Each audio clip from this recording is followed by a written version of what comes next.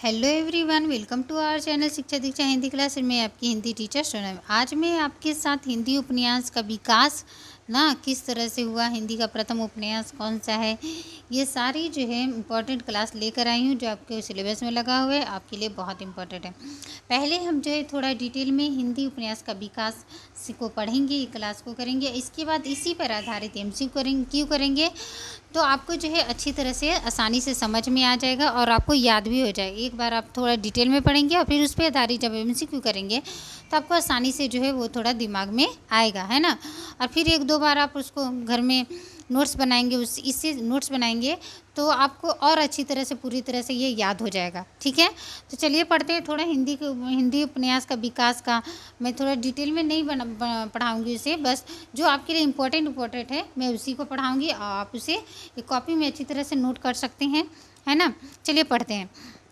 यहाँ पे बोल रहा है कि हिंदी उपन्यास का जो है उद्भव यूरोप में जो है रोमांटिक कथा साहित्य से होता है। ठीक है, मूलतः जो है यह भारतीय प्रेम आख्यानों से प्रेरित था। ठीक है, हिंदी में उपन्यास का प्रारंभ जो है 19वीं शताब्दी के अंतिम चरण में हुआ। परीक्षा गुरु 1882 को हिंदी का प्रथम मौलिक उपन्यास के रूप में माना जाता है। ठीक है, परीक्षा गुरु बहुत इंपॉर्टेंट है, आपको याद होना चाहिए। 1882 की रचना है, इसे जो है हिंदी का प्रथम मौलिक उपन्यास के रूप में क्या किया जाता है, माना जाता है। चलिए अब पढ़ते हैं भारतीय उपन्यास का विकास किस तरह से हुआ। आइए, भारतीय जो है यहाँ पे उपन्यास का विकास जो है बोल रहा है, हिंदी में उपन्यास लेखन की परंपरा अंग्रेजी और बांग्ला उपन्यासों से माना जाता है, जिसमें बांग्ला उपन्यासकार बंकिम चंद्र चटर्जी, शरत चंद्र चट्टोपाध्याय, रविन्द्रनाथ टैगोर आदि प्रमुख हैं ना। और हिंदी में प्रथम उपन्यासों को लेकर जो हिंदी का प्रथम उपन्यास कौन सा है, इसमें अनेक विद्वानों का अलग अलग मत है ना। तो यहाँ पर हम देखेंगे विद्वानों द्वारा अलग अलग उपन्यासों को प्रथम उपन्यास माना गया है। तो यहाँ जो प्रमुख उपन्यासकार है उनको आपको याद रखना है। जैसे शिव नारायण श्रीवास्तव ने जो है किसको माना, इंसा अल्लाह कृत रानी केतकी की कहानी को हिंदी का प्रथम उपन्यास माना है ना, शिव नारायण श्रीवास्तव के अनुसार। लेकिन डॉक्टर गोपाल राय ने जो है पंडित गौरी दत्त द्वारा रचित देवरानी जेठानी की कहानी 1870 में हिंदी का प्रथम उपन्यास माना है। तो आपको याद करना है ये, और एक याद करना है आपको आचार्य रामचंद्र शुक्ल का। ठीक है, आचार्य रामचंद्र शुक्ल के अनुसार। ठीक है, आचार्य रामचंद्र शुक्ल ने किसे माना, तो आचार्य रामचंद्र शुक्ल के अनुसार जो है लाला श्रीनिवास दास कृत किसका है, लाला श्रीनिवास दास कृत परीक्षा गुरु 1882 को हिंदी का प्रथम मौलिक उपन्यास माना है। ये आपको याद रखना है। और एक याद रखना है आपको डॉक्टर गोपाल राय। ठीक है, आचार्य हजारी प्रसाद द्विवेदी जी ने भारतेंदु जी द्वारा रचित पूर्ण प्रकाश चंद्र प्रभा को जो है हिंदी का प्रथम उपन्यास माना है। बस आप इतना ही याद रखिए, सारा आपको नहीं पढ़ना है ना। तो आचार्य शुक्ल के मत के सर्वाधिक मान्यता प्राप्त होने के कारण है ना, हिंदी का प्रथम उपन्यास किसे माना गया, तो परीक्षा गुरु को जो है हिंदी का प्रथम उपन्यास माना गया। अब याद रहेगा आपको। आगे चलते हैं। अब हिंदी उपन्यास का विकास कैसे हुआ, तो हिंदी उपन्यास के विकास को 3 भागों में बांटा गया ना। अब प्रेमचंद जी को आधार बनाकर जो है हिंदी उपन्यास के विकास को बांटा गया। प्रेमचंद जी का जो समय है ना, उनके पहले जो रचना हुई उसको बोला गया प्रेमचंद पूर्व हिंदी उपन्यास। अब प्रेमचंद जी के युग में जो जितने लेखकों ने, उपन्यासकारों ने रचना की, उसको बोला गया प्रेमचंद युगीन हिंदी उपन्यासकार ना, हिंदी उपन्यास। और उसके बाद के प्रेमचंद जी के बाद का समय प्रेमचंदोत्तर हिंदी उपन्यास के नाम से जाना जाता है।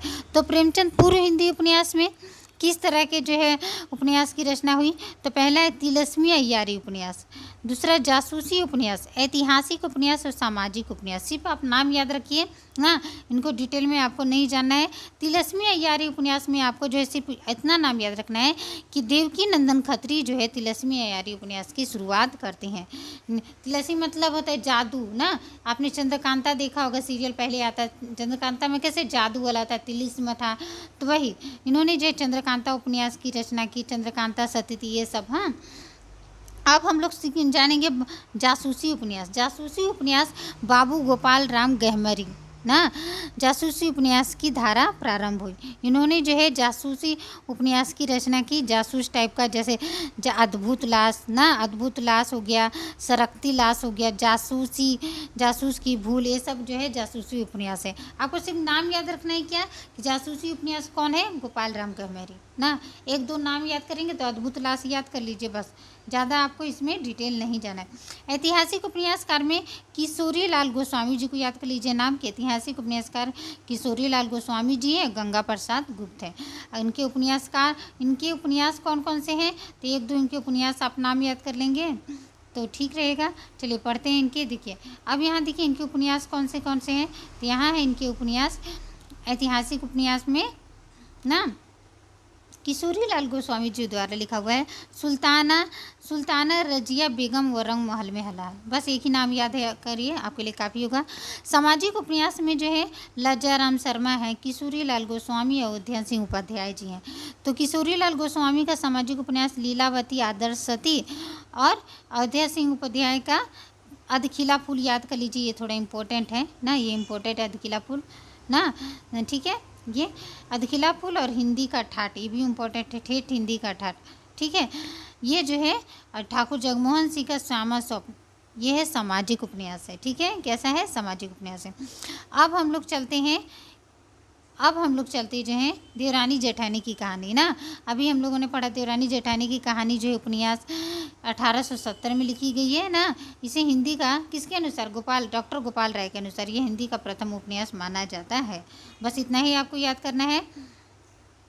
आगे देखिए, आगे आपको पढ़ना है प्रेमचंद ना, प्रेमचंद युगिन हिंदी उपन्यास। प्रेमचंद युगिन उपन्यास में ना बोल रहा है कि प्रेमचंद युगिन उपन्यास लेखन में प्रेमचंद जी की बहुत महत्वपूर्ण भूमिका है ना। इन्होंने जो है क्या किया, इन्होंने जो है उपन्यास साहित्य को तिलस्मी अय्यारी से निकाल कर सीधे कहाँ ले आया, समाज से जोड़ दिया। समाज में नारी जीवन की यंत्रणा, बेमेल विवाह ना, शोषण, जाति पात, छुआछूत ना, ये सब से उन्होंने दहेज प्रथा ना, बाल विवाह, वैधव्य जीवन, वैश्यावृत्ति को जो है जो समाज में उन्होंने देखा, उससे उपन्यासों को इन्होंने क्या किया, इसका अपना विषय बनाया। तो प्रेमचंद जी के उपन्यास आपको पढ़ना है, ठीक है।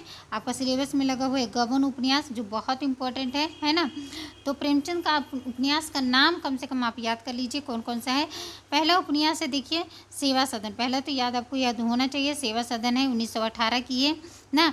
ये उर्दू में प्रकाशित हुई थी बाजार हुस्न नाम से। क्या, बाजार हुस्न, इतना याद नाम रखेंगे बस।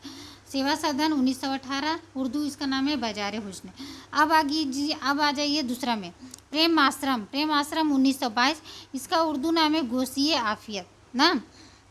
अब देखिए तीसरा रंगभूमि 1925 की है ना। चौगाने हस्ती, इसका उर्दू नाम है ना। आगे देखते हैं कायाकल्प ना, कायाकल्प है 1926 की ना, यह पुनर्जन्म से संबंधित है।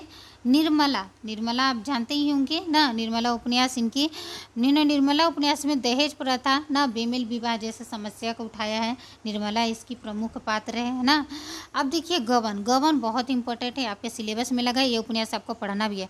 इसका आपको विषय भी याद होना चाहिए और इसके पात्र का नाम भी आपको याद होना चाहिए। क्वेश्चन पूछ सकता है इससे, क्योंकि आपका सिलेबस में लगा हुआ है, उपन्यास पढ़ना है आपको।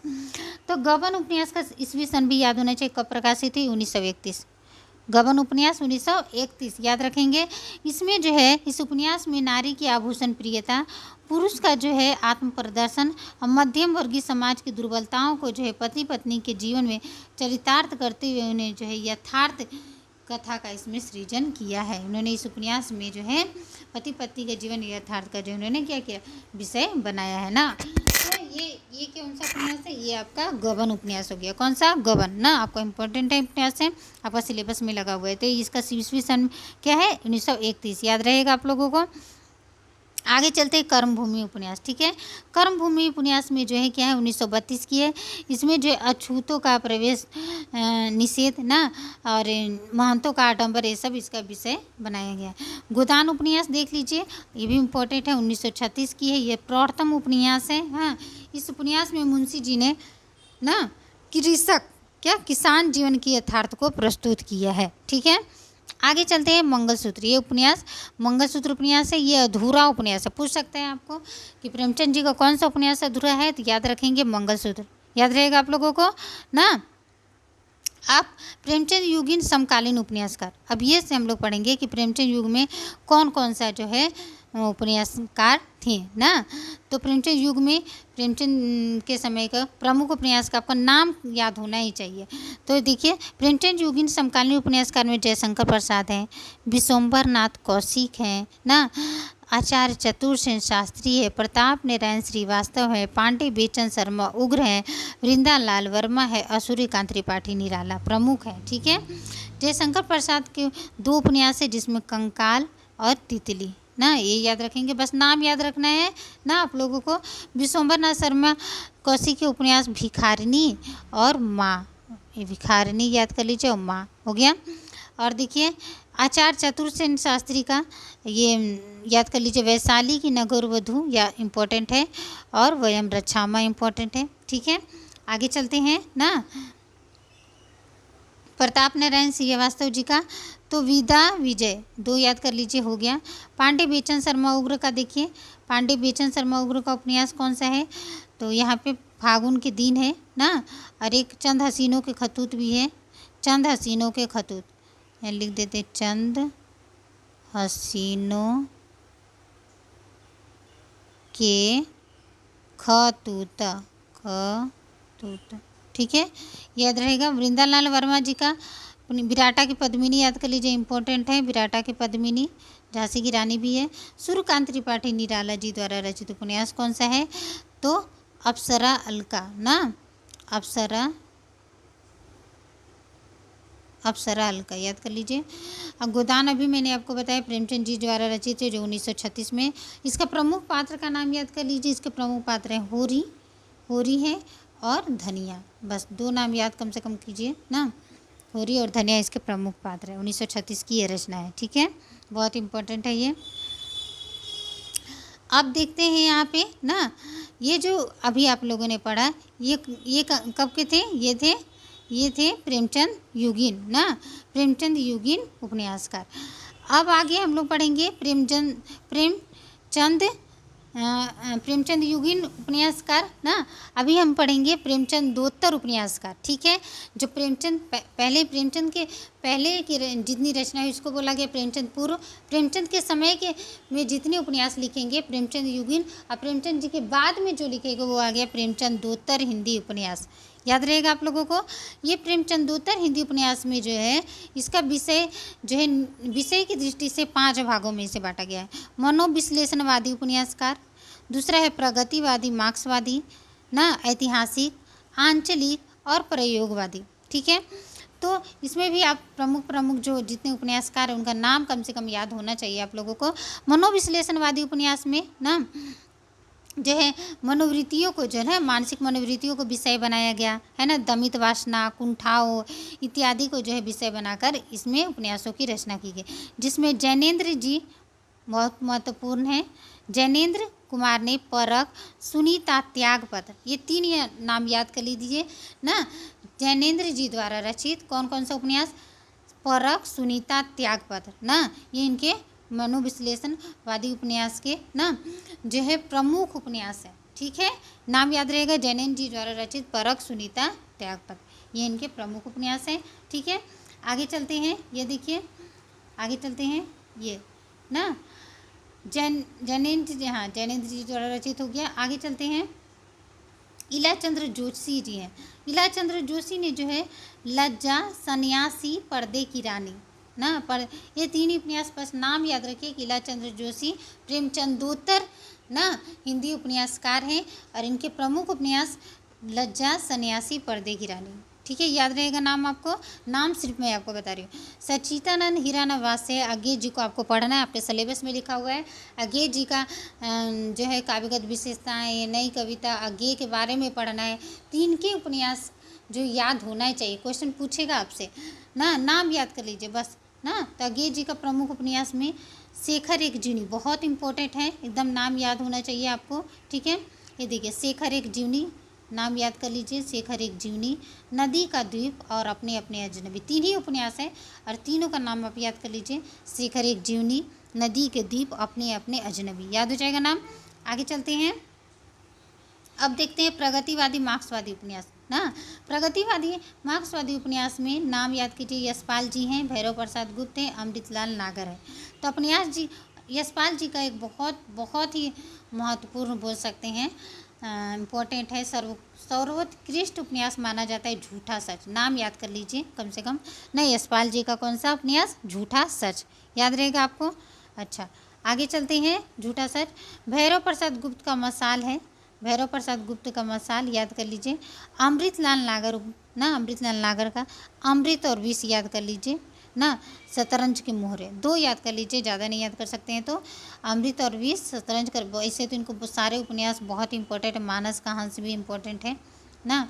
तो 3 याद कर लीजिए, अमृत, विष, शतरंज के मोहरे और मानस का हंस। ठीक है, ये जीवनी परक उपन्यास है मानस का हंस, गोस्वामी तुलसी जी का जीवन पे जो है लिखा गया है ना। चलते हैं आगे।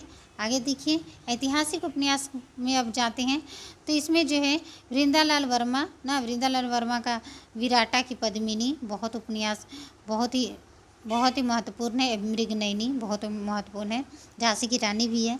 आचार्य हजारी प्रसाद द्विवेदी जी का वान भट्ट की आत्मकथा आपको याद होना चाहिए, चारूचंद्र लेख याद होना चाहिए। 2 उपन्यास आचार्य हजारी प्रसाद द्विवेदी बहुत ही महत्वपूर्ण है ना।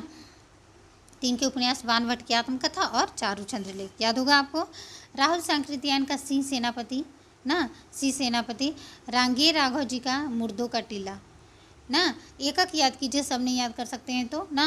रागे जी का मुर्दों का टीला। अब आगे हम लोग आंचलिक उपन्यास में। आंचलिक उपन्यास में जो है ना, आंचलिक उपन्यास का जो है आविष्कारक फणीश्वर नाथ रेणु जी को माना जाता है। किसे? फणीश्वर नाथ रेणु जी को। किसे याद रखेंगे? फणीश्वर नाथ रेणु जी को। मैला आंचल 1954 की इनके बोल रहा है कि इसकी शुरुआत उनके उपन्यास मैला आंचल की भूमिका में हुआ, परंतु इस परंपरा का सूत्रपात नागार्जुन के उपन्यासों से हो चुका था ना। तो यहाँ पे आंचलिक उपन्यास, अगर नाम पूछे कि आंचलिक उपन्यासकार कौन कौन है, तो नाम आप याद रखेंगे, फणीश्वर नाथ रेणु और नागार्जुन। ठीक है, और दोनों की महत्वपूर्ण रचना, एक फणीश्वर नाथ रेणु की मैला आंचल को याद कर लीजिए, मैला आंचल इंपॉर्टेंट है, बहुत इंपॉर्टेंट है। मैला आंचल किसकी है? तो याद रखेंगे फणीश्वर नाथ रेणु जी की। ये देखिए, मैला आंचल किसकी है? फणीश्वर नाथ रेणु जी की, याद रहेगा। अब देखिए आगे ना, अब नागार्जुन जी है ना, नागार्जुन जी की भी 1-2 रचनाएं आपको याद होनी चाहिए, बहुत ही इम्पोर्टेंट है ना। ये देखिए,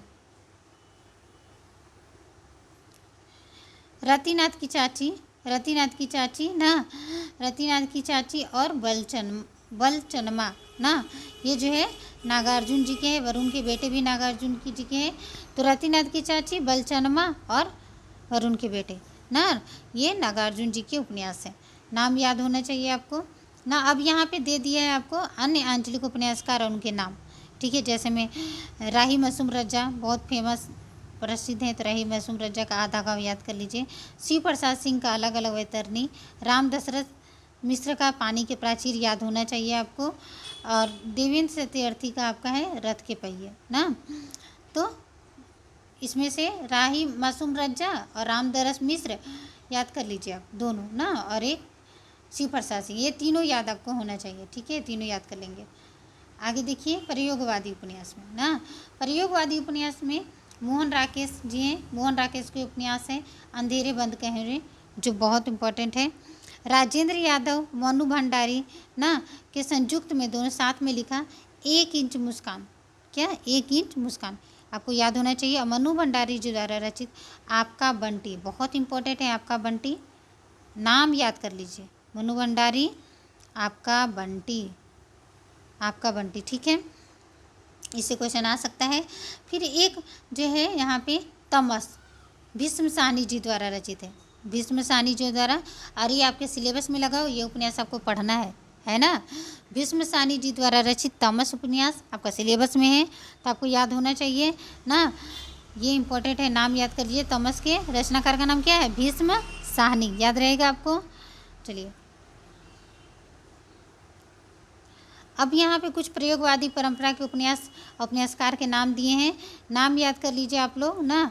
मनु भंडारी अभी मैंने आपको बताया, आपका बंटी है ना, निर्मल वर्मा जी द्वारा रचित वे दिन, लालटीन की छत, एक चितड़ा सुख, उषा प्रियमवदा रुकोगी नहीं राधिका, 55 खंबे लाल दीवारें, भीष्म सानी का थॉमस है, धर्मवीर भारती इम्पोर्टेंट है ना, मनोहर श्याम जोशी का कुरु कुरु स्वाहा है ना, और जो है आपके सुरेंद्र वर्मा बहुत इंपॉर्टेंट है, मुझे चांद चाहिए। इतना आपको याद होना ही चाहिए, ठीक है। तो आज के लिए इतना ही ना। मैं इसी पर आधारित जो है आपके लिए नेक्स्ट वीडियो में एमसीक्यू लाऊंगी। आप इसको ध्यान से वीडियो को देखिए, और हो सके तो आप जो महत्वपूर्ण जितने आपको लगे उपन्यासकार मैंने जिन का नाम बताया, आप एक तरफ उपन्यास और एक तरफ उनके नाम ना, उपन्यासकार का नाम, और दूसरे तरफ आप उपन्यास क्या उन्होंने लिखा उसको लिख लीजिए और याद कीजिए, है ना। मैं इसी पर आधारित एमसीक्यू लाऊंगी, और आप मुझे बताइए आज का वीडियो आपको कैसा लगा। ये डिटेल में मैंने बनाया ताकि आप लोगों को अच्छा से समझ में आ जाए, है ना, किस तरह से जो हिंदी उपन्यास का विकास हुआ ना, कौन कौन से लेखक कब के हैं, है ना। इसलिए मैंने जो है, आप मुझे कमेंट में ज़रूर बताइए, तभी तो मैं और आगे अच्छा कर पाऊँगी। आप मुझे कमेंट में करके बता सकते हैं। तो मिलते हैं नए वीडियो में नए टॉपिक के साथ। मेरे साथ बने रहने के लिए थैंक यू एवरीवन।